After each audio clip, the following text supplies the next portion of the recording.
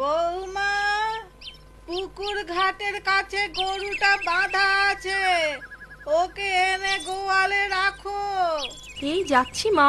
সাবধানে যেও, চুলের খোপা শক্ত করে বেঁধে নাও, দেখো আবার খুলে না যায়।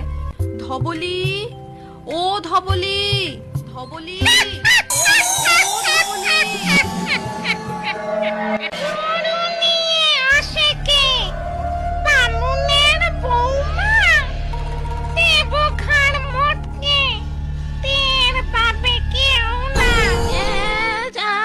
হ্যাঁ মাসিমা, কিন্তু আপনাকে তো ঠিক চিনতে পারলাম না। আমি হলাম মল্লিক বাড়ির বউ। তা এ সময় এখানে কি করছেন?